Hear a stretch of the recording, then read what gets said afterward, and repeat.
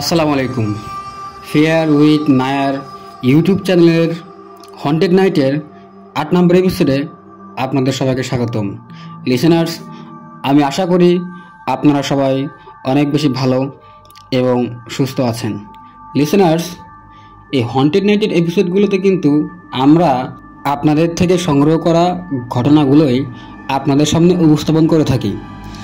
আর আজকে হন্টেড নাইটের ৮ নম্বর এপিসোডে আমি যে ঘটনাটা শেয়ার করব, এটা আমি যখন এই ঘটনাটা পড়ি তখন নিজের কাছে আমার অনেক বেশি ভালো লেগেছে এবং আমি আশা করি লিসেনার্স আপনাদের কাছেও এই ঘটনাটা অনেক বেশি ভালো লাগবে। এই হন্টেড নাইটের আজকের এই ঘটনাটা আমি সংগ্রহ করেছি ৭ নম্বর এপিসোডে, যার থেকে ঘটনাটা সংগ্রহ করেছিলাম, যার নাম ছিল মারিয়া আপু, ওনার ছদ্মনাম। আমি তার থেকেই এই ঘটনাটা সংগ্রহ করেছি।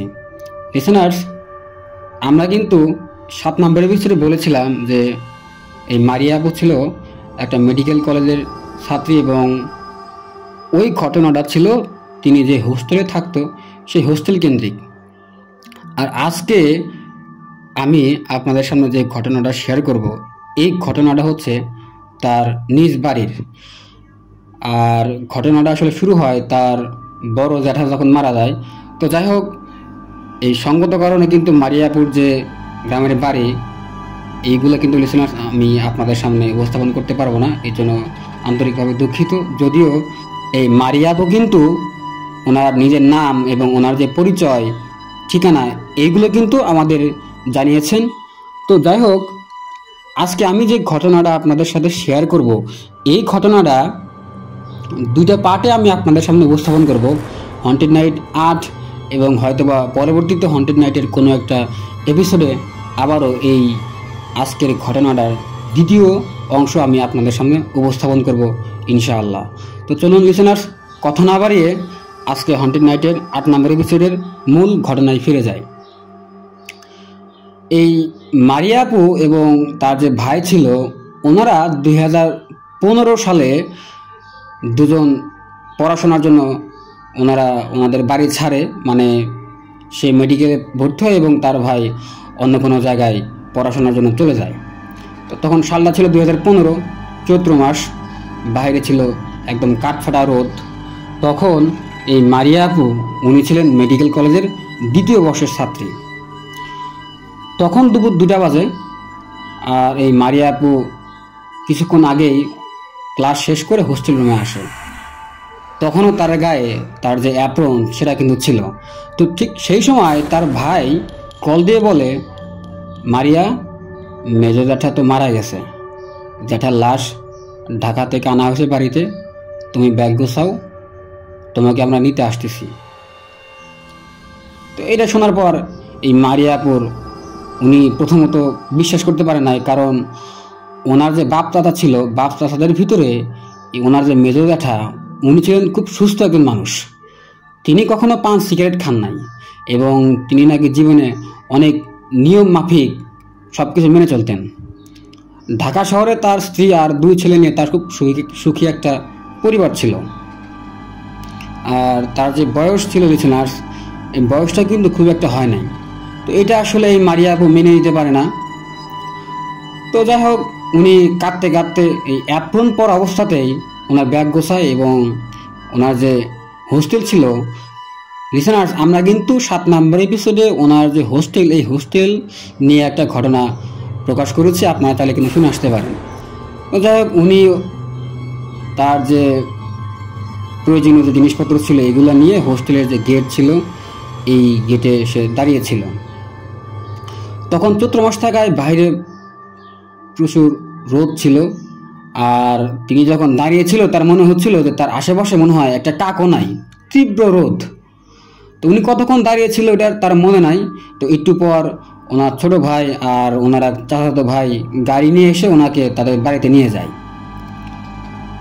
বাড়িতে নিয়ে যাওয়ার পর উনি দেখে যে ওনার যে জ্যাঠা যিনি মারা গেছে, ওনাকে উঠানের এক পাশে খাটিয়ার ওপরে তার জ্যাঠাকে শুয়ে রাখা হয়েছে। তো তখন সবাই যারা পুরুষ ছিল তারা বাইরে কোরআন তিলাওয়াত করতেছিল, আর মহিলারা যারা ছিল তারা ছিল ঘরের ভিতরে। একটা মরা বাড়ির অবস্থা যেমন হয়, এই মারিয়া আপুদের বাড়ি ছিল ঠিক তেমনই। তো জ্যাঠার নাকি ওনার হার্ট অ্যাটাক হয়েছিল, আর তার নাক মুখ দিয়ে নাকি অনেক বেশি রক্তক্ষরণ হয়েছিল। ঢাকা থেকে যখন তার লাশটা গাড়িতে নিয়ে আসা হয়, তখন এই সাদা কফিনের ভিতরে এই জ্যাঠার যে রক্ত বের হয়ে গিয়েছিল, এই রক্ত নাকি লেগেছিল। তো বিকেলের মধ্যে মারিয়াপুরে জ্যাঠা ছিল, ওনার লাশ দাফন করা হয়। মানুষজন দাফন করার পরে সবাই যার যার মতো বাড়ি চলে যায়। জেঠিমা আর এই তার যে ছেলে ছিল, তারা এই মারিয়াপুরের বাসায় থাকে। এখানে একটা ভুল হয়ে গিয়েছিল, যারা আসলে দাফন কাজ শেষ করেছিল তাদের একটা ভুল হয়, আর সেটা হলো জ্যাঠার কফিনটাকে তারা পুকুর পাড়ে রেখে চলে যায়। আর তখনও কিন্তু এই যে রক্তের দাগ, এই দাগটা ছিল, ওইটা তখন আর দেওয়া হয় নাই। আর পরবর্তীতে আসলে এটা কেউ খেয়াল করে নাই, তখন সবাই যার যার মতো চলে যায়। এখানে যে রক্ত লেগেছিল এটা কারো আর খেয়াল ছিল না। আর এই যে কফিনটা যে পুকুর পাড়ে ছিল, এই পুকুর পাড়ের দিকটাতে ছিল এই মারিয়াপুদের রান্নাঘর। তো যাই হোক, ওই দিন যেদিন লাশটা দাফন করা হয়, ওই দিন ঠিক মাগরিবের নামাজের পরপরই হঠাৎ করে কোনো কারণ ছাড়াই এই যে রান্নাঘরে যে বাল্বটা ছিল, লাইটটা ছিল লিসেনার্স, এই লাইটটা ফিউজ হয়ে যায়। তো বাসায় যেহেতু মেহমান ছিল, আম্মু, ওনার যে আম্মু মানে মারিয়াপুর যে আম্মু, উনি একটা মোমবাতি ধরিয়ে কোনোরকম কাজটা শেষ করে। তো ওই দিন সন্ধ্যার পরেই এই মারিয়াপু খেয়াল করে ওনাদের বাড়িতে কোথায় থেকে যেন কয়েকটা কুকুর আসে। আর এই কুকুরগুলো ছিল 5 থেকে 7টা। উনি কিন্তু এই মারিয়াপু এই কুকুরগুলো কখনো ওনাদের গ্রামে দেখে নাই। তো মাগরিবের নামাজের ঠিক পরেই এই কুকুরগুলো এসে করুণ স্বরে কান্না করতে থাকে। আর এই যে কুকুরের যে আওয়াজ, এই আওয়াজগুলো নাকি ছিল একদম অসহ্যকর। তো রাতটা পার হয় কোনো রকমের সমস্যা ছাড়াই। পরের দিন সকালে এই মারিয়াপুর যে বাবা, উনি নতুন আরেকটা লাইট নিয়ে এসে রান্না করে লাগায়। কিন্তু সেদিন মাগরিবের পরেই সেই লাইটটা আবারও কোনো কারণ ছাড়াই ফিউজ হয়ে যায়। আর ঠিক এরপর পরেই ওই যে কুকুরগুলো গতকাল সন্ধ্যাবেলা যারা এসেছিল, ওরা আবার আসে, এবং আসার পরই আবার সেই করুণ স্বরে যে কান্না, এই কান্না শুরু করে। তো এই লাইটটা ফিউজ হয়ে যাওয়ার পরে কাজ করতে খুব অসুবিধা হয় এই মারিয়াপুর আম্মার। আর এদিকে কিন্তু এই যে কুকুরের কান্না, এটা চলতেই থাকে। মানে যখন লিসেনার্স, যখন লাইটটা ফিউজ হয়, লাইট ফিউজ হওয়ার পরেই কোথায় থেকে যেন এই কুকুরগুলো 5-7টা কুকুর আসে, এবং তারা এই যে লাশের কফিন রাখা ছিল এদিকে তাকিয়ে থেকে নাকি তারা করুণ সুরে কান্না করতে থাকে। তো পরদিন দুপুরে এই মারিয়াপুর বাবা, উনি আর একটা লাইট নিয়ে এসে রান্নাঘরে লাগায়, এবং আশ্চর্যজনকভাবে এই লাইটটা নাকি মাগরিবের ঠিক পরেই কোনো কারণ ছাড়াই ফিউজ হয়ে যায়। আর এই লাইটটা যখন ফিউজ হয়ে যায়, এরপর পরেই এই কুকুরগুলো কোথায় থেকে যেন চলে আসে, এবং তারা তাদের যে করুণ সুরে যে ডাকা, এই ডাকাটাকে শুরু করে দেয়। তো যাই হোক, এই ঘটনাটা এই মারিয়াপুর কাছে খুব একটা স্বাভাবিক লাগে নাই।